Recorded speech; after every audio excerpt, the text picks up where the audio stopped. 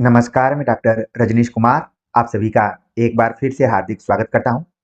आज की video lecture में हम बात करेंगे ईएमआरएस टीजीटी पीजीटी की परीक्षा के दृष्टिकोण से संपूर्ण हिंदी व्याकरण के ऊपर हमने एक अभ्यास सेट तैयार किया है और मन में आया कि परीक्षा से पहले आप इस अभ्यास सेट के माध्यम से हिंदी व्याकरण का जो पोर्शन है उसका स्व मूल्यांकन कर सके और ये एक अनुमान लगा सकें कि कौन सा पक्ष आपका अभी कमजोर रह गया है या फिर हिंदी व्याकरण से रिलेटेड प्रश्न आएंगे तो आप उसे कैसे कर पाएंगे। तो ये वीडियो लेक्चर हमने ईएमआरएस को ध्यान में रख के जरूर बनाया है, लेकिन आगे की जो भी परीक्षाएं हैं उनके लिए भी महत्वपूर्ण है। ईएमआरएस पर हमने सिलेबस वाइज भी वीडियोज बनाई हुई हैं जिसमें टॉपिक को लगभग मैंने कवर करने की कोशिश की है। इसका एक प्लेलिस्ट भी आपको चैनल पर मिल जाएगा, तो आप अगर नहीं देखे हो तो एक बार जरूर देखिए। पूरा पाठ्यक्रम आपको यहाँ पर मिल जाएगा। तो चलते हैं, बात करते हैं प्रश्नों के ऊपर। आज जो हमने यहाँ पर प्रश्नों को लिया है कुल 46 प्रश्न हम डिस्कस करेंगे यहाँ पर। तो इसलिए आपके पास जो भी आधा घंटा या फिर 45 मिनट हो उसको जरूर यहाँ पर दीजिए और मुझे पूरा विश्वास है कि ये जो भी समय आप यहाँ पर खर्च करेंगे कुछ न कुछ आपको नई चीज यहाँ पर मिल जाएंगी। तो चलते हैं, पहले प्रश्न को देखते हैं। पहला प्रश्न यहाँ पर पूछा गया है कि निम्न में से नि उपसर्ग से बना शब्द नहीं है। ऑप्शन दिया गया है निदर्शन, निवास, निर्दोष, निमग्न। तो यहाँ पर आप देख रहे हैं कि नि उपसर्ग से कौन सा ऐसा शब्द है जो नहीं बना हुआ है। तो तमाम इन चारों ऑप्शंस को देखने के बाद आपके दिमाग में आने लगा होगा कि ऑप्शन जो तीसरा है निर्दोष जो है वो नि उपसर्ग से नहीं बना है। बाकी जितने भी शब्द बने हैं नि प्लस दर्शन, ठीक है, नि प्लस वास और नि प्लस मग्न, ये सभी नि के बाद बने हुए शब्द हैं, ठीक है। लेकिन यहाँ पर निर्दोष जो लिखा गया है इसमें निर और प्लस दोष शब्द बना हुआ है, ठीक है। तो इस तरीके से सही जवाब क्या हो गया? ऑप्शन तीसरा हो गया। आगे बात करते हैं, अगला जो प्रश्न है, निम्न में से किस विकल्प में परा उपसर्ग से निर्मित शब्द है? परा उपसर्ग यहाँ पर हमें बताना है कि कौन सा ऐसा शब्द है जो कि परा उपसर्ग से बना हुआ है। ऑप्शन दिया गया है पराधीन, परार्थ, परामर्श, परायण। तो इन चारों विकल्पों को देखने के बाद परा उपसर्ग से निर्मित जो शब्द है सही जवाब है ऑप्शन तीसरा, परामर्श।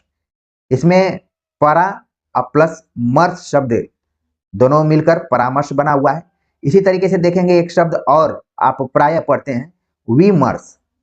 इस बार सवाल में पूछा गया परा उपसर्ग से, आगे पूछा जा सकता है कि बी उपसर्ग से कौन बना। तो यहाँ पर देखिए विमर्श, हम दलित विमर्श, स्त्री विमर्श, आदिवासी विमर्श इत्यादि पढ़ते हैं तो वहां पर यह शब्द प्राय दिखाई पड़ता है। तो यहाँ देखिए सही जवाब हो गया इसका ऑप्शन तीसरा कि जो परामर्श शब्द बना है वो परा उपसर्ग से है। बाकी जितने भी शब्द हैं ये स्वतंत्र रूप से हैं, किसी भी उपसर्ग से ये निर्मित नहीं है, ठीक है। चलते हैं आगे, बात करते हैं। अगला जो प्रश्न है, इन प्रत्यय से निर्मित शब्द नहीं है। इन प्रत्यय दिया हुआ है और हमें बताना है कि कौन ऐसा शब्द है जो इसमें नहीं बना हुआ है। देखिए जो ऊपर के दो प्रश्न पूछे गए थे उपसर्ग से पूछे गए थे, तो उपसर्ग क्या होता है? जो शब्द के पहले आकर लगता है। और यहाँ पर प्रत्यय से सवाल पूछ लिया गया जो शब्द के बाद में आकर जुड़ता है और अर्थ को बदल देता है। तो उपसर्ग और प्रत्यय हिंदी व्याकरण के रीढ़ के तौर पर इनको देखा जा सकता है। जरूर एग्जाम के पहले एक बार इनको रिवाइज करके जाइए। इन प्रत्यय से बना हुआ शब्द नहीं।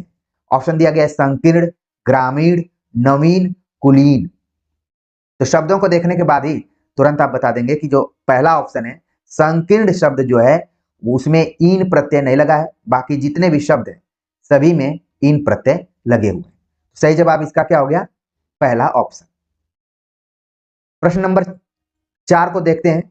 पूछा गया कि निम्न में से तद्धितांत शब्द नहीं। प्रत्यय जब पढ़ेंगे तो प्रत्यय को दो भागों में बांटा गया है, कृदंत प्रत्यय और तद्धित प्रत्यय, ठीक है। तो यहां पर देखिए पूछा गया कि तद्धितांत क्या है। तो पहले तो हमें कृदंत और तद्धित भी समझ लेना चाहिए कि आखिरकार क्या है। कृदंत जब हम क्रिया या धातु के अंत में प्रत्यय लगाते हैं तो उसको कृदंत कहते हैं, ठीक है। और जब हम संज्ञा, सर्वनाम इत्यादि में किसी शब्द को जोड़ते हैं तो वो क्या कहलाता है? तद्धित कहलाता है। तो यहाँ पर आपको जोड़ लेना है संज्ञा और विशेषण। ठीक है, तो यहाँ पर देखिए सवाल जो पूछा गया है कि तद्धितांत नहीं है। ऑप्शन दिया गया है चतुराई, चचेरा, मिठास, भिड़ंत। तो इसका जो सही जवाब यहाँ पर आप देख रहे हैं कि ऑप्शन चौथा है। भिड़ंत जो है वो तद्धितांत नहीं है, क्योंकि आप देख रहे हैं कि तीनों जो ऑप्शन दिए गए चतुराई, चचेरा, मिठास, ये संज्ञा और विशेषण से जुड़े हुए, जबकि भिड़ंत, भिड़ना मतलब क्या है, क्रिया के तौर पर। तो सही जवाब क्या हो गया, ऑप्शन चौथा। अगला प्रश्न है लघुतावाचक तद्धित प्रत्यय के प्रयोग से बना शब्द है। खटिया, लघुता, रसोईया, मधुरता। तो लघुतावाचक तद्धित प्रत्यय में भी एक प्रकार है। सही जवाब हो गया इसका पहला ऑप्शन। खटिया जो शब्द बना हुआ है ये लघुतावाचक तद्धित प्रत्यय के प्रयोग से बना है। अगला प्रश्न है निम्नलिखित में से किस शब्द में ई प्रत्यय का प्रयोग नहीं हुआ है। ई प्रत्यय का प्रयोग नहीं हुआ हमें बताना है। ऑप्शन दिया गया दानी, सिलाई, धनी, मानी। तो किसमें ई प्रत्यय नहीं लगा है, सही जवाब हो गया इसका ऑप्शन दूसरा। सिलाई नाम का जो शब्द है इसमें ई प्रत्यय नहीं लगा है, बल्कि ये अगर हटा दिया जाएगा तो फिर ये शब्द निरर्थक हो जाएगा। बाकी आप देख रहे हैं कि दान से दानी, धन से धनी, मान से मानी शब्द बना हुआ है। तो इस तरीके से किसमें प्रत्यय नहीं लगा हुआ ये हमें देखना है। अभी हाल फिलहाल में लगातार आप सभी परीक्षाओं की तैयारी कर रहे हैं और परीक्षाओं में बैठ भी रहे हैं, तो कई बार जल्दीबाजी में आंसर गलत हो जाते हैं, नहीं को जरूर ध्यान में रखना है। ठीक है, अगला प्रश्न है निम्न में से किस विकल्प में सभी शब्द किरण के पर्यायवाची हैं। पहले जब सवाल पूछे जाते थे तो किसी शब्द को देकर 4 ऑप्शन दे दिए जाते थे और उसी में से पूछा जाता था कि कौन सा पर्यायवाची है या क्या नहीं है। लेकिन आजकल देखिए प्रश्नों का पैटर्न धीरे धीरे बदल रहा है। वो चाहे किसी भी स्टेट्स का या फिर किसी भी परीक्षा में आप बैठे, तो इसी तरीके से अब थोड़े से लंबे लंबे सवाल बनने शुरू हो गए। तो किरण का पर्यायवाची नहीं। ऑप्शन दिया गया है मारीच, जानवी, सुधांशु, अंशु, रश्मि, कर, प्रभा, मंदाकिनी, मृगांक, उदक, रजनीचर, भास्कर। हमें बताना है कि किरण का पर्यायवाची है इन चारों ऑप्शन से। तो पर्यायवाची आपके दिमाग में आ गई होगी। हमने इसके पहले भी बताया था कि पर्यायवाची को कैसे आप आराम से पकड़ पाए या कौन कौन सी पर्यायवाचियां महत्वपूर्ण है। इसका जो सही जवाब है ऑप्शन दूसरा है अंशु, रश्मि, कर। ये क्या है, सब तीनों जो शब्द दिए गए हैं सब किरण के पर्यायवाची हैं। बाकी में आप देखेंगे कुछ कुछ ऐसे शब्द दे दिए गए हैं जो कि इस ऑप्शंस को कंप्लीट नहीं कर पा रहे। ठीक है, किसी में गंगा का पर्यायवाची दे दिया गया, किसी में सूर्य का पर्यायवाची दे दिया गया। ठीक है, तो सही जवाब क्या हो गया यहाँ पर ऑप्शन दूसरा। आगे बात करते हैं। अगला जो प्रश्न है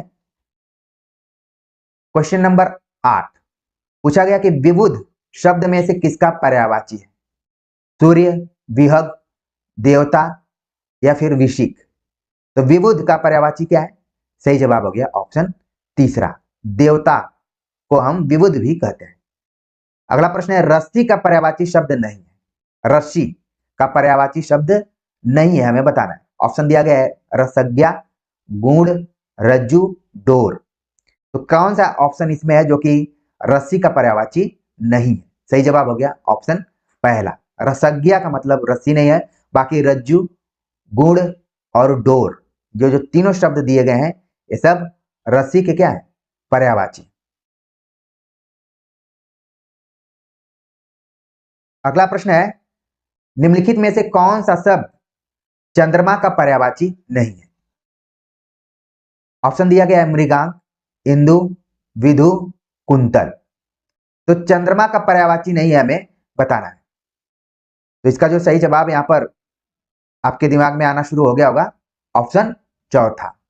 ठीक है, कुंतल जो ऑप्शन चौथा है ये चंद्रमा का पर्यायवाची नहीं है। बाकी जितने भी यहां पर आप देख रहे हैं सभी क्या है, चंद्रमा के पर्यायवाची। ठीक है, कुंतल का अर्थ कई जगहों पे आप काम भी देखते हैं। ठीक है, चलिए आगे बात करते हैं। अगला जो प्रश्न है कुंतल एक आप देखेंगे कि मापक के तौर पर भी होता है। ठीक है, अगला शब्द है विलोम की दृष्टि से सुमेलित विकल्प नहीं है। अधिकृत, अनधिकृत, अंत, आदि, प्रबल, सबल, अदृश्य, दृश्य। इसमें हमें बताना है कि सही विकल्प नहीं है कौन। ठीक है, तो यहाँ पर दिया गया है, तुरंत आप देखिए इस तरीके के प्रश्नों को बहुत ही मतलब समझ कर करना पड़ता है, जल्दीबाजी में नहीं। सही जवाब है ऑप्शन तीसरा। ठीक है, प्रबल का दिया है सबल, ये ऑलरेडी एक दूसरे क्या है, समानार्थी शब्द है, इसलिए क्या हो गया, सुमेलित विकल्प नहीं है। बाकी आगे की परीक्षा के लिए ध्यान में रखिए अधिकृत, अनधिकृत। ठीक है, कई जगह पे विद्यार्थियों को लगता है कि अनाधिकृत होना चाहिए, ये क्या है, गलत है, यहाँ पर अनधिकृत है। अंत का आदि और अदृश्य का क्या हो गया, दृश्य हो गया। अगला प्रश्न है, रीत का विलोम शब्द है सत्य, सोच, सरल, अनृत।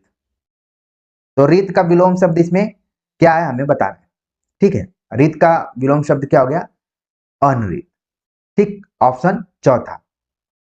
अब देखिए यहां पर अगर रिजु दिया होता, ठीक है, तो फिर इसका अर्थ अलग ढंग का होता, लेकिन शब्द कई बार क्या होते हैं कि अपने से मिलते जुलते का ही विलोम होते हैं। ठीक है, अगला प्रश्न है, कौन सा विलोम युग्म गलत है, हमें बताना है कौन सा यहां पर है विलोम युग्म जो कि गलत है। ऑप्शन दिया गया, शूरता का भीरुता, रिजु का वक्र, गरिमा का अरिमा, पाप का पुण्य। तो यहां पर हमें बताना है कौन सा गलत है। सही जवाब हो गया ऑप्शन तीसरा, गरिमा का यहां दिया है अरिमा, ये युग्म क्या है, गलत है। बाकी आप देख रहे हैं शूरता, भीरुता, रिजु, ये भी कई बार परीक्षा में खूब पूछा जाता है। ठीक है, ठीक, पाप पुण्य, तो कौन सा युग्म इसमें गलत है, हमने बता दिया कि ऑप्शन तीसरा।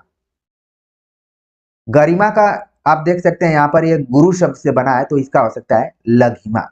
ठीक है, चलते हैं आगे, बात करते हैं। अगला जो प्रश्न है, निम्नलिखित में से कौन सा शब्द स्थावर का विलोम है, स्थावर का विलोम कौन सा है। ऑप्शन दिया गया, अस्थिर, जागरण, जंगम, अधीर। इसका जो सही जवाब है, स्थावर का विलोम खूब परीक्षाओं में पूछा जाता है। सही जवाब हो गया ऑप्शन तीसरा, जंगम। ठीक है, आगे बात करते हैं। अगला जो 15 नंबर का क्वेश्चन है, पूछा गया कि निम्नलिखित में से किस विकल्प में अंबर का अर्थ नहीं है। अंबर, अंबर का एक से अधिक अर्थ प्राय व्याकरण किताबों में पढ़े होंगे, तो यहां पर हमें बताना है कौन सा अर्थ नहीं। ऑप्शन दिया गया, आकाश, केसर, वस्त्र, पवन।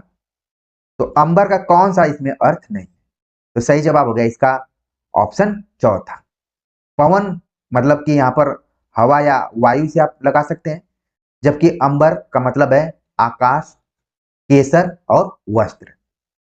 ठीक है, अनेकार्थी शब्द यहां पर देख रहे हैं आप, एक शब्द के एक से अधिक अर्थ हैं। अगला प्रश्न है कि मोर, सांप, बादल निम्न में से किसके अर्थ हैं। तो तीनों शब्दों के अर्थ को लेकर कौन सा ऐसा शब्द है यहां पर जो कि क्लियर करता है। ऑप्शन दिया गया, पतंग, सारंग, तुरंग, अनंग। ऑप्शन दूसरा इसका सही जवाब है, सारंग का मतलब है मोर, सांप और बादल। अब देखिए, जैसे यहां पर अंबर पूछा गया है, परीक्षा में सारंग को भी यहां पर रख दिया जाता है और विकल्पों में इन सभी का नाम दे दिया जाता है, तो भी क्या प्रश्न उसी टाइप का होता है। ठीक है ना, चलते आगे बात करते हैं। अगला जो प्रश्न है, निम्नलिखित में से कौन सा शब्द भव का अनेकार्थी नहीं है। लोक, संसार, होना, सर्प। कौन सा ऐसा शब्द है जो भव का अनेकार्थी नहीं। भव मतलब संस्कृत में पढ़ेंगे तो भू शब्द मतलब होना से बना हुआ, और इसका अर्थ लोक भी है, होना भी है और संसार भी। सर्प इसका अनेकार्थी शब्द नहीं, इसलिए इसका सही जवाब क्या हो गया, ऑप्शन चौथा। अगला प्रश्न है कि धन और प्रयोजन के अर्थ का सूचक शब्द है। धन और प्रयोजन, ऑप्शन दिया गया, अपेक्षा, अक्षर, अर्थ, उत्तर। तो कौन सा ऐसा शब्द है जो कि इन दोनों को यहां पर प्रस्तुत करता है या फिर इसकी सूचना देता है। सही जवाब हो गया ऑप्शन तीसरा, अर्थ का मतलब क्या है, धन भी होता है और अर्थ का मतलब प्रयोजन भी होता है। ठीक है, तो इसका सही जवाब हो गया ऑप्शन तीसरा। अगला प्रश्न है, निम्नलिखित में से कौन सा जोड़ा सही नहीं है। जोड़ा यहां पर युग्म भी आप अपने दिमाग में रखिए, कौन सा जोड़ा सही नहीं है। ऑप्शन दिया गया है, अंश का मतलब भाग, अंश मतलब कंधा, अगम मतलब शास्त्र, आगम मतलब जहां पहुंचा न जा सके, दीप मतलब दीपक, द्वीप मतलब टापू, अली का अर्थ भौरा, आली मतलब सखी। इसमें से कौन सा जोड़ा है जो कि सही नहीं दिया गया है, हमें उसको बताना है। तो यहां पर देखिए ऑप्शन जो दूसरा है, यहां पर लिखा है कि अगम का मतलब शास्त्र और आगम का मतलब जहां पहुंचा न जा सके। आगम जहां पहुंचा न जा सके वो क्या हो सकता है, दुर्गम हो सकता है, ठीक है ना। तो इस तरीके से इसका जो सही जवाब हो गया ऑप्शन दूसरा। लेकिन यहाँ पर आगे की परीक्षा के लिए आपको ध्यान में रखना है कि अंश मतलब भाग, और उसी में केवल दंत से हो जाएगा तो इसका मतलब कंधा। और जितने भी शब्द दिए गए इन शब्दों को जरूर आगे की परीक्षा के लिए ध्यान में रखिए, ठीक है। अगला प्रश्न है, निम्न में आदि और आदि शब्द का अर्थ है। केवल यहाँ पर मात्राओं का ही अंतर आप देख रहे हैं, इसलिए इसके अर्थ क्या हो रहे हैं, यहाँ पर बदल जा रहे हैं। आदि और आदि में हमें बताना है। ऑप्शन दिया गया मानसिक कष्ट, आधा, आरंभ, अभ्यस्त, आदत, आरंभ, प्राचीन, आभास। तो इसका जो सही जवाब यहां पर है ऑप्शन दूसरा। आदि जब छोटी की मात्रा है तो इसका मतलब है आरंभ, और आदि लोग बोलते हैं इस चीज का आदि हो चुका है, मतलब अभ्यस्त हो गया। इसको आदत से जोड़कर यहां पर बताया गया, ठीक है। आदि का जो विलोम है वो क्या है, अंत है, इसलिए बोलते हैं आदि अंत। आरंभ, आदि मतलब आरंभ। इसी से हिंदी साहित्य के इतिहास में पहला ही कालखंड जिसका नाम पड़ा आदिकाल। इसी को लोग अलग अलग ढंग से बोले, प्रारंभिक काल, आरंभिक काल, ठीक है। चलते हैं आगे, बात करते हैं अगला जो क्वेश्चन नंबर 21। पूछा गया कि निम्नलिखित में से सुमेलित विकल्प नहीं है। सुमेलित विकल्प कौन सा नहीं है, ऑप्शन दिया गया है, जो भूमि उपजाऊ हो उसे क्या कहेंगे, उर्वरा। इंद्रियों से संबंधित ऐन्द्रिक, इस लोक से संबंधित ऐतिहासिक, जिसका संबंध उपन्यास से हो औपन्यासिक। तो कौन सा ऐसा विकल्प है जो कि इसमें सही नहीं है, सही जवाब हो गया ऑप्शन तीसरा। इस लौकिक से संबंधित क्या है, इह लौकिक। आप अगर वाक्यांश के लिए एक शब्द पढ़ेंगे तो वहां पर देख लेंगे, ठीक है। ऐतिहासिक नहीं है, बाकी आप देख रहे हैं कि उर्वरा भी सही है, ऐन्द्रिक भी सही है, औपन्यासिक भी सही है, ठीक। तीसरा ऑप्शन इसका क्या हो गया, जो सुमेलित नहीं है। आशुतोष शब्द के लिए उपयुक्त वाक्यांश है। आशुतोष का मतलब क्या है, जो हमेशा रहने वाला है, जो प्रारंभ से चला आ रहा है, जो शीघ्र प्रसन्न होने वाला हो, जो तत्व को जानने वाला। तो आशुतोष का मतलब होता है जो शीघ्र प्रसन्न होने वाला। आशुतोष की पर्यायवाची शिव जी से इसको लगाया जाता है, ठीक है, उनको आशुतोष भी कहा जाता है। इसी तरीके से आपने पढ़ा होगा आशु कवि, ऐसे कवि जो तुरंत तुरंत कविताएं बना देते हैं देश काल वातावरण के आधार पर। तो आशुतोष का मतलब क्या हो गया, जो शीघ्र प्रसन्न हो जाता है या फिर होने वाला हो। अगला प्रश्न है कि अकस्मात या एकाएक घटित होने के लिए उपयुक्त शब्द एक शब्द है। अकस्मात या एकाएक घटित होने के लिए कौन सा इसमें शब्द है, ऑप्शन दिया गया आक्रामक, आद्योपान, आदि भौतिक, आकस्मिक। तो आप जानते हैं कि सही जवाब हो गया ऑप्शन चौथा। आकस्मिक चीजों को हम अकस्मात, एकाएक, फिर या फिर अचानक भी बोलते हैं, और ये ज्यादातर शब्द प्रयोग किया जाता है, ठीक है। आकस्मिक, अवकाश या फिर आकस्मिक निधन के तौर पर भी ये ज्यादातर इसी शब्द के पहले जुड़ जाता है। आगे बात करते हैं, अगला जो प्रश्न है कि जिसके समान कोई दूसरा न हो, वाक्यांश के लिए उपयुक्त एक शब्द है। जिसके समान दूसरा, जिसके समान कोई दूसरा न हो। ऑप्शन दिया गया अद्भुत, असाधारण, अनादि, अद्वितीय। तो इसका जो सही जवाब है ऑप्शन चौथा। अद्वितीय को क्या कहा जाता है, जिसके समान कोई दूसरा न। और इसी से मिलता जुलता एक शब्द है अनुपम, जिससे किसी की तुलना न की जा सके या फिर उपमा न दी जा सके।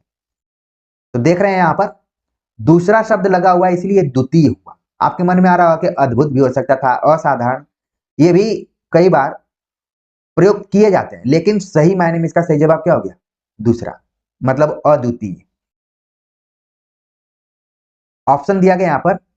प्रश्न है वाक्य में जिसके विषय में कुछ कहा जाता है उसे कहते हैं, वाक्य में जिसके विषय में कुछ कहा जाता है उसे क्या कहते हैं। यानी आपको वाक्य की जानकारी होनी चाहिए कि उसमें उसमें है उद्देश्य, विधेय, विशेषण, अव्यय, क्रिया। तो जिसके विषय में कुछ कहा जाता है उसे क्या कहते हैं, ऑप्शन दिया गया विधेय, उद्देश्य, विशेषण, अव्यय। तो इसका जो सही जवाब यहां पर है कि जिसके विषय में कुछ कहा जाता है उसको कहते हैं उद्देश्य। ठीक है। अगला प्रश्न है कि निम्न में से मिश्र वाक्य का उदाहरण है। मिश्र वाक्य का उदाहरण कौन सा है? ऑप्शन दिया गया है। उसने अपने मित्र का पुस्तकालय खरीदा।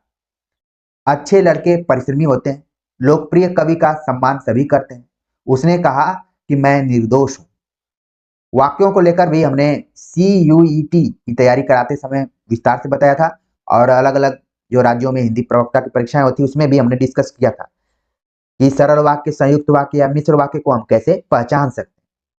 तो सही जवाब हो गया इसका ऑप्शन चौथा। यहाँ पर सही जवाब है कि उसने उसने कहा कि मैं निर्दोष हूं। यही जो की शब्द आया हुआ है इन दो वाक्यों को क्या कर रहा है?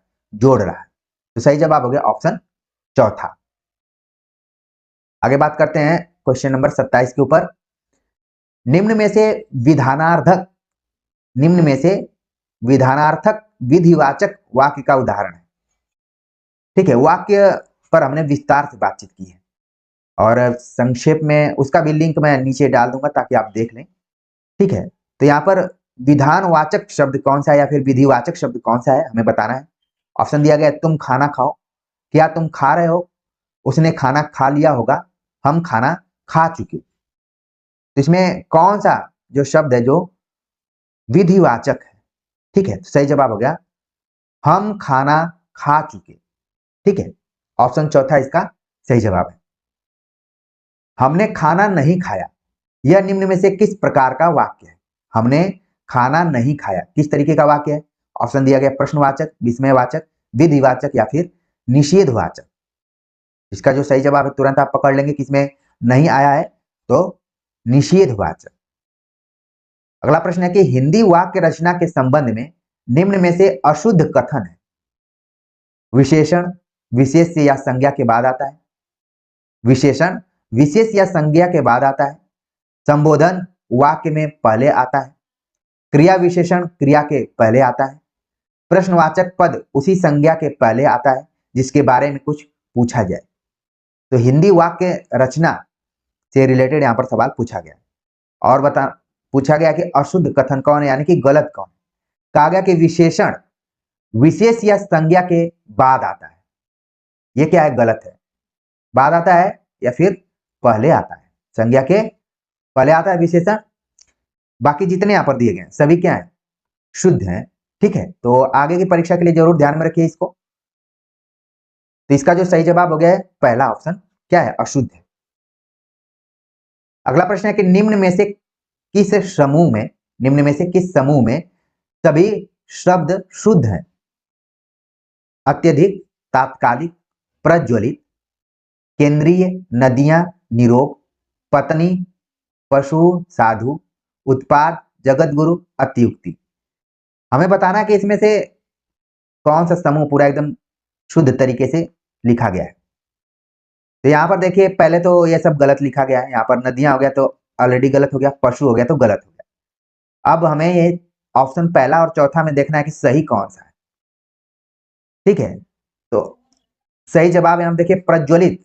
प्रज्वलित जो शब्द है कई जगहों पर गलत ही लिखा रहता है। आपको ध्यान में रखना है कि इस तरीके से है। हालांकि आप एग्जाम में जाएंगे तो उज्ज्वल भी पूछ लिया जाता है वो इस तरीके से, और प्रज्वलित जैसे मैं लिखा हूं इस तरीके से लिखा जाता है। तो यहाँ पर ये क्या है? गलत है, डबल ज दिया हुआ है। सही जवाब हो गया ऑप्शन चौथा, उत्पात, जगत गुरु, अत्युक्ति। निम्न में से अशुद्ध शब्द है ऐतिहासिक, जगन्नाथ, छत्र छाया, तदोपरांत। हमें बताना इसमें से कौन सा अशुद्ध शब्द है। ऐतिहासिक सही है, जगन्नाथ भी सही है, छत्र छाया भी सही है। यहां पर तदोपरांत दिया है। ठीक है, आप देख रहे हैं यहां पर संधि कर दिया गया है, लेकिन ये क्या होना चाहिए था? तदुपरांत। ठीक है, तो इस तरीके से सही जवाब क्या हो गया? ऑप्शन चौथा। देखिए ये सब प्रश्न के रूप में आ सकते हैं आगे के एग्जाम में। अगला प्रश्न है कि निम्न में से किस समूह में सभी शब्द अशुद्ध हैं? उज्जवल, द्वंद्व, स्रोत, मध्याह्न, स्वास्थ्य, उपलक्ष्य, ज्योत्सना, सदोपदेश, श्रृंखला, बांसुरी, सन्यासी, चांद। हमें बताना है कि इसमें से कौन सा जो है सभी शब्द अशुद्ध है। शुद्ध नहीं पूछा गया है, अशुद्ध पूछा गया है। ठीक है, तो इसमें आप देख रहे हैं कुछ में कुछ ऐसे शब्द हैं जिसमें कि शुद्ध भी है। जैसे उज्ज्वल, यहाँ पर क्या है, तुरंत हमने जो बताया ऊपर गलत है, लेकिन इसमें दो क्या है आपको सही दिख रहे हैं। ठीक, यहाँ पर जो आप देख रहे हैं कि तीसरा ऑप्शन है, इसमें सभी क्या है, सभी गलत है। ठीक है ना। ज्योत्सना में आधा स, इसके बाद सदुपदेश होना चाहिए था, जैसे तदुपरांत है उसे सदुपदेश, और श्रृंखला में आप जैसा कि जानते हैं कि इस तरीके से होता है। ठीक है, इसमें भी आप देख रहे हैं सन्यासी यहाँ पर गलत दिया है, लेकिन कुछ शब्द हैं जो कि शुद्ध भी हैं, लेकिन तीसरा ऑप्शन जो है बिल्कुल तरीके से एकदम से क्या है, अशुद्ध है। तो यही इन्हीं चीजों को देखना है। परीक्षाओं में बैठने पर एक अलग अनुभूति होती है, अब आभास होता है, और रूम पर बैठकर पढ़ना एक अलग ढंग से होता है। लेकिन हम अभ्यास कर रहे हैं इसीलिए कि परीक्षाओं में भी अच्छा कर पाए। पूछा गया कि निम्न में से शुद्ध शब्द है, शुद्ध हमें बताना है, पड़ोसी, अतिथि, अलौकिक, अनसुईया। अब हमें बताना है कि इसमें से आखिरकार शुद्ध क्या है। तो पड़ोसी, यहाँ पर पड़ोसी दिया हुआ है तो पड़ोसी होता है। अतिथि, अतिथि, अलौकिक, अनसुईया, इसमें शब्द क्या है, बिल्कुल सही है। आगे के लिए जरूर ध्यान में रखिए, बाकियों को भी ध्यान में रखिए कि कैसे कैसे इनको लिखा जा सकता है। अगला प्रश्न है कि निम्न में से अशुद्ध शब्द है, भविष्य, धीरोदात्त, आगामी, औचित्य। तो हमें बताना है कि अशुद्ध शब्द कौन सा है। ध्यान रखिए, शुद्ध नहीं बताना है, अशुद्ध बताना है। तो भविष्य सही है, आगामी भी सही है, औचित्य भी सही है। तो गलत क्या हो गया, धीरोदात्त। जब आप नाटक पढ़ेंगे तो उसमें नायक के कुछ गुण बताएंगे। ठीक है, धीर ललित, धीरोद्धत, धीरोदात्त। तो आप देखेंगे ये शब्द क्या होना चाहिए था। ठीक है, धीरोद्धत। ठीक, धीरोदात्त शब्द गलत है। तो इस तरीके से इसका जो सही जवाब हो गया ऑप्शन दूसरा। अगला प्रश्न है, कौन सा वाक्य शुद्ध है। नहाकर पुजारी जी पूजा करते हैं, मैंने नौकर से एक पेड़ लगवाया, भिखारी ने भुने चने खाते हुए 5 बंदरों को देखा, यहां से वह सह परिवार चला गया। शुद्ध शब्द हमें बताना है कि आखिरकार कौन सा है। ठीक है, सह परिवार नहीं होता है, सब परिवार होता है। भिखारी ने भुने चने खाते हुए 5 बंदरों को देखा, यहां पर देखिए क्वेश्चन मार्क लगा दिया। देखिए यहां पर क्या है, सही इसका ऑप्शन है दूसरा, मैंने नौकर से एक पेड़ लगवाया। यहां पर क्या है, नहाकर पुजारी जी पूजा करते हैं। तो यहां पर देखिए सही जवाब इसका क्या है, ऑप्शन दूसरा। ठीक है ना, बाकी जितने भी ऑप्शन यहां पर दिए गए हैं सब क्या है, गलत है। अगला जो प्रश्न है कि मैं निम्न में से शुद्ध वाक्य है, शुद्ध वाक्य हमें बताना है। ऑप्शन दिया गया, मैंने मेरा काम कर लिया, परमात्मा के अनेकों नाम है, साहित्य और समाज का घोर संबंध है, सरला बच्चे को सुलाती। हमें बताना है कि कौन सा इसमें शुद्ध है। तो लिखा है मैंने मेरा काम कर लिया, ये गलत है। यहाँ पर परमात्मा के अनेकों नाम है, अनेक प्राय हम अपने व्यवहारिक जीवन में अनेकों शब्द का प्रयोग करते हैं, लेकिन व्याकरणिक जीवन में हमें नहीं करना है। ठीक है, अनेक, साहित्य और समाज का घोर संबंध बताया जा रहा है, लेकिन यहाँ पर क्या होना चाहिए, घनिष्ठ या फिर गहरा। ठीक है, घोर यहाँ पर नकारात्मक शब्द में प्रयुक्त होता है, घोर विरोधी। ठीक है, सरला बच्चे को सुलाती है, तो इस तरीके से सही जवाब क्या हो गया, ऑप्शन चौथा हो रहा है। चलते हैं आगे, बात करते हैं। अगला प्रश्न है कि उसने 4 वर्ष तक प्रतीक्षा देखी, उसने 4 वर्ष तक प्रतीक्षा देखी, इस वाक्य का शुद्ध रूप है, उसने 4 वर्ष तक प्रतीक्षा देखी, वह 4 वर्ष प्रतीक्षा देखता रहा, वह 4 वर्षों तक प्रतीक्षा देखता रहा, उसने 4 वर्ष तक प्रतीक्षा की। तो यहाँ पर देखिए आपको ये सब वाक्य पढ़ते हुए, ऑप्शंस पढ़ते हुए निसंदेह थोड़ा सा चक्कर टाइप का आ सकता है, लेकिन फिर भी हम सही जवाब तक पहुंच जाएंगे, क्योंकि ऐसे प्रश्नों को हल करते समय जो सही ऑप्शन होता है ऑटोमेटिक वो हमारे दिलो दिमाग से जुड़ जाता है। सही जवाब क्या हो गया, ऑप्शन चौथा है, उसने 4 वर्ष तक प्रतीक्षा की। अगला प्रश्न है कि निम्न में से शुद्ध वाक्य है, शुद्ध वाक्य हमें बताना है। एक दूध का गिलास दो, उसकी बुद्धि बड़ी विशाल है, वह क्रोध से भरकर बोला, हवा ठंडी बह रही है। हमें बताना है कि इसमें शुद्ध वाक्य कौन सा है। तो यहाँ देखिए लिखा गया कि एक दूध का एक गिलास दो होना चाहिए था, ये गलत हो गया। उसकी बुद्धि बड़ी तीव्र है, यहाँ पर देखिए विशाल दिया गया, ये क्या है, गलत हो गया। वह क्रोध से भरकर बोला, हवा ठंडी बह रही है, हवा ठंडी बह रही है। यहाँ पर जो यहाँ ऑप्शन तीसरा है वह क्रोध से भरकर बोला, ठीक है, वह क्रोध से बोला। शुद्ध वाक्य में हवा ठंडी बह रही है या फिर चल रही है, हवा बहती भी है। सही जवाब हो गया ऑप्शन चौथा यहाँ पर। और जितने भी यहाँ पर वाक्य दिए गए हैं सभी क्या है, एक तरीके से गलत है। अगला प्रश्न है,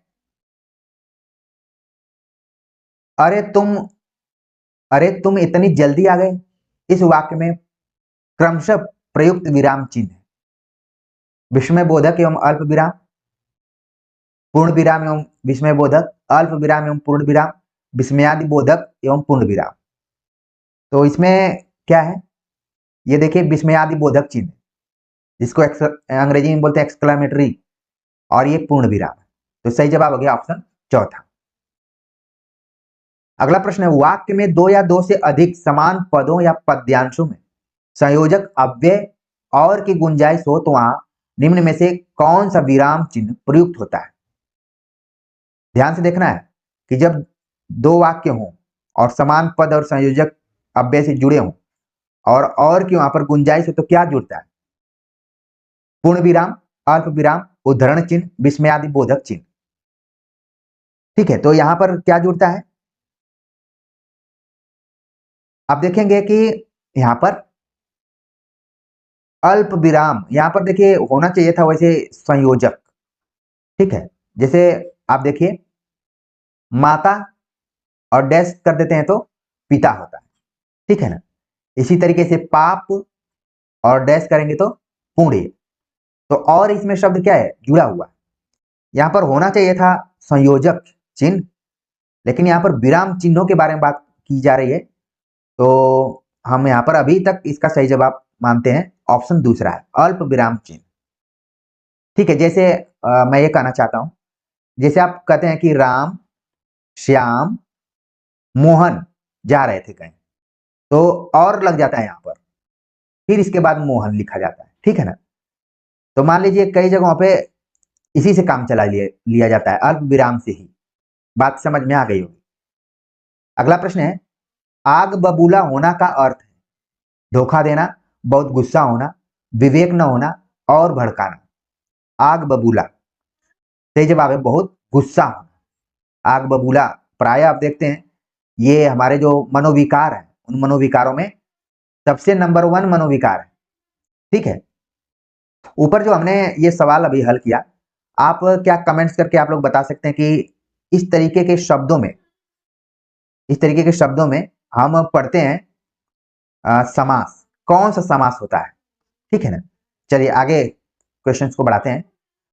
मूर्ख होना के लिए निम्न में से उपयुक्त मुहावरा है, अपना अपना राग अलापना, अपना उल्लू सीधा करना, अक्ल का अंधा होना, अंधी सरकार होना। तो मूर्ख होना का मतलब क्या है, अक्ल का अंधा होना, ठीक, सभी लोग जानते थे इसको, और क्यों नहीं जानेंगे, अक्ल का अंधा होना मतलब मूर्ख होना। अगला प्रश्न है कि निम्नलिखित में से सुमेलित विकल्प नहीं है, चुगली करना, इधर उधर की लगाना, वश में होना, उल्लू सीधा करना, हानि लाभ सोचना, ऊंच नीच समझना, कुछ कम सुनना, ऊंचा सुनना। तो सुमेलित विकल्प कौन सा नहीं है हमें बताना है, ठीक है। तो देखिए यहां पर इसका जो सही जवाब दिया गया है कि वश में होना का मतलब है उल्लू सीधा करना, क्या है, ये सुमेलित नहीं है, ठीक है। बाकी जितने भी दिए गए यहाँ पर सभी क्या है, सुमेलित है। इधर उधर की लगाना मतलब चुगली करना, ऊंच नीच समझना मतलब हानि लाभ के बारे में सुन, और ऊंचा सुनना का मतलब कुछ कम सुनना। अगला प्रश्न है, निम्न निम्न में से सुमेलित विकल्प नहीं है। यहां पर बीसी टाइप का सवाल आया हुआ है। अपनी करनी पार उतरनी मतलब जैसा करोगे वैसा फल पाओगे। उल्टे बांस बरेली को अपना अपराध न मानकर दूसरों पर बरसना। एक और एक 11 होते हैं, एकता में बल। उधो की पगड़ी माधो के सिर, किसी का दोष किसी पर मढ़ना। बड़ा ही व्यवहारिक जीवन में प्रासंगिक ये प्रश्न रहा, ठीक है। और चाहे वो पढ़ाने वाला हो चाहे पढ़ने वाला हो, सबके लिए ये लग रहा है कि क्वेश्चन हम ही लोगों को ध्यान में रख के ही बनाया गया है। अपनी करनी पार उतरनी, ठीक है। ये क्या है, सही है। उल्टे बांस बरेली को, अब ये ऑप्शन जो है यहाँ पर गलत दिया गया है, बाकी नीचे जो जितने भी दिए गए, ठीक है। एक और एक 11 होते हैं, ये भी सही है। उधो की पगड़ी माधो के सिर, ये भी सही है कि किसी का दोष किसी पर मढ़ना। उल्टे बांस बरेली को, कि अपना अपराध न मानकर दूसरों पर बरसना, इस मुहावरे का ये सही अर्थ नहीं है। इसको कमेंट्स करके अगर कोई विद्यार्थी बताता है तो ज्यादा प्रसन्नता होगी। उल्टे बांस बरेली को, वैसे मैं कमेंट सेक्शन में इसको डाल दूंगा सही अर्थ इसका क्या हो रहा है। अगला प्रश्न है कि उगले तो अंधा निगले तो कोढ़ी का अर्थ है। उगले तो अंधा निगले तो कोढ़ी का अर्थ क्या है? ऑप्शन दिया गया है, समय बीत जाने पर काम करना, विपरीत कार्य करना, खाने को बहुत कम मिलना, दुविधा में पड़ना। तो इसका जो यहाँ पर सही जवाब है, अक्सर लोग व्यवहारिक जीवन में अलग बोलते हैं कि न निगलना बन रहा है न उगलना बन रहा है, ठीक है, दुविधा में पड़ना। सही जवाब क्या हो गया? ऑप्शन चौथा, ठीक। अगला प्रश्न है कि थोड़े लाभ के चक्कर में भारी नुकसान हो जाने के लिए उपयुक्त लोकोक्ति है। गुदड़ में लाल नहीं छिपता, गई मांगने पूत खो आई भरतार, गवाह चुस्त मुद्दई सुस्त, आंख का अंधा गांठ का पूरा। तो इसमें बताना है कि थोड़े लाभ के चक्कर में भारी नुकसान हो जाने को क्या कहा जाता है? सही जवाब हो गया ऑप्शन दूसरा, गई मांगने पूत। और आगे क्या हुआ इस पूरे वाक्य में दिया गया। तो इस तरीके से हमने कुल 46 प्रश्नों पर चर्चा की, और ये देखने में 46 प्रश्न थे, लेकिन इनकी संख्या हम ज्यादा भी देख सकते हैं क्योंकि कुछ प्रश्न लंबे लंबे चौड़े चौड़े भी थे, ठीक है। उम्मीद है कि ये प्रैक्टिस सेट आपके आखिरी तैयारी के दृष्टिकोण से, स्व मूल्यांकन के हिसाब से काफी महत्वपूर्ण रहा होगा। मुझे आप सभी के कमेंट्स का इंतजार रहेगा, और इसी तरीके से आप अपनी परीक्षा की तैयारी करते रहिए। निश्चित तौर पर आप अपने अपने मंजिल को प्राप्त कर पाएंगे। तो मिलते हैं एक नए टॉपिक के साथ, तब तक के लिए नमस्कार।